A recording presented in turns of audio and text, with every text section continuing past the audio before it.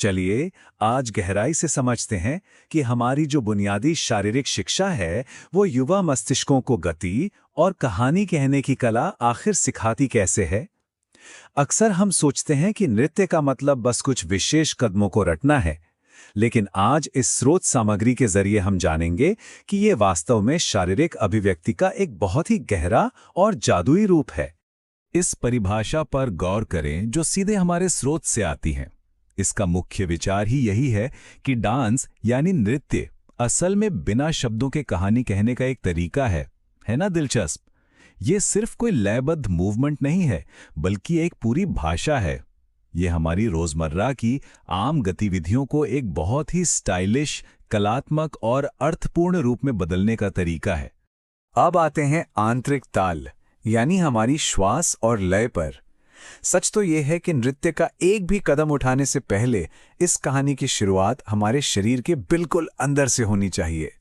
जरा सोचिए, जब हाथ उठाते समय गहरी सांस ली जाती है तो शरीर में ऊर्जा का स्तर कैसे एकदम से बढ़ जाता है। बिल्कुल, ये श्वास को नृत्य के असली संगीत के रूप में स्थापित करता है।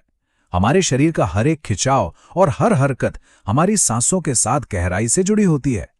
सांस ही वो पहला संगीत है जिस पर हमारा शरीर प्रतिक्रिया करता है।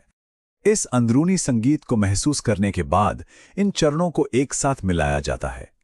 4 मात्राओं की लय में आगे बढ़ते हुए 1, 2, 3, 4 हम अपनी शारीरिक गतिविधियों को अपनी आंतरिक श्वास के साथ पूरी तरह से सिंक कर लेते हैं।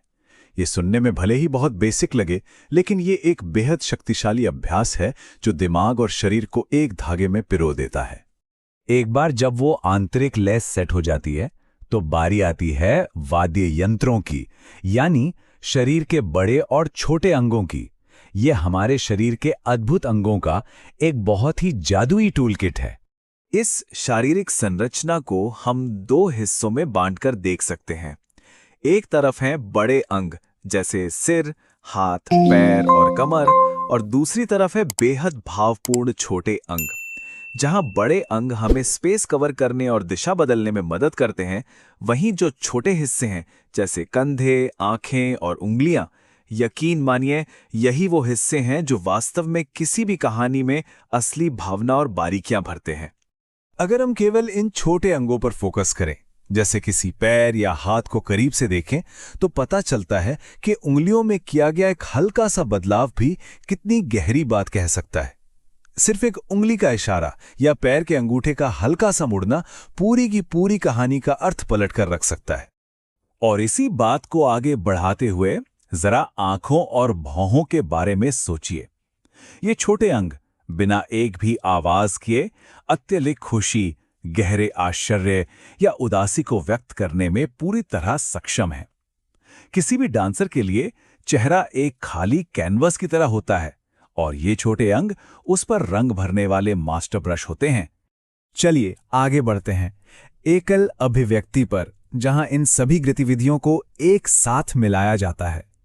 अब तक हमने सांस और शरीर के अलग अलग हिस्सों को समझा। अब देखते हैं कि ये सब मिलकर एक पूरी और शानदार दिनचर्या में कैसे ढल जाते हैं।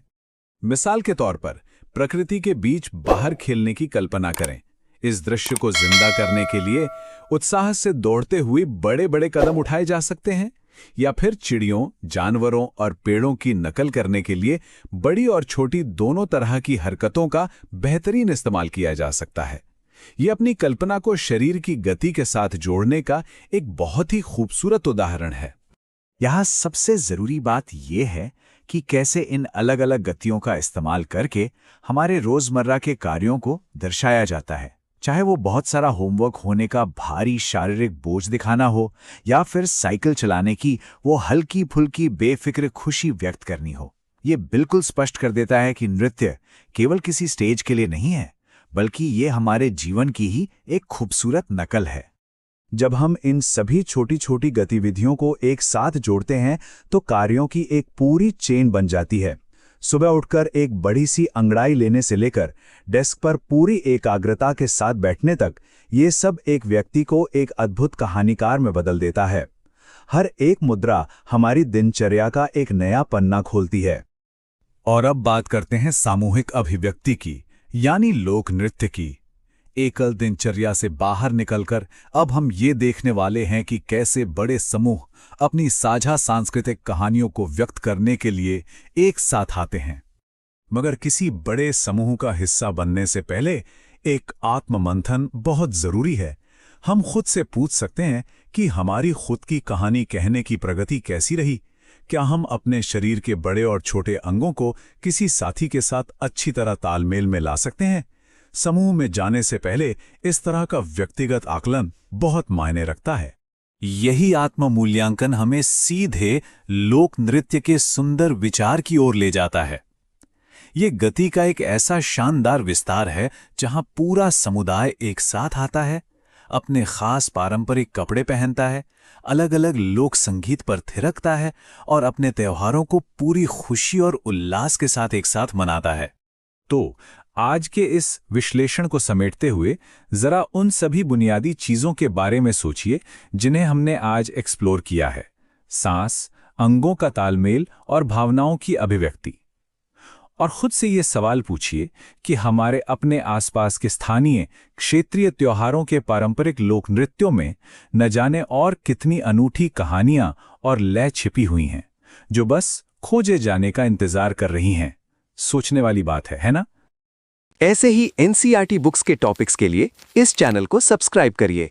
साथ में इस वीडियो को लाइक करें और आपके दोस्तों के साथ शेयर करिए, जिससे वो भी इस सब्जेक्ट में आप जैसे अच्छे मार्क्स पा सकें।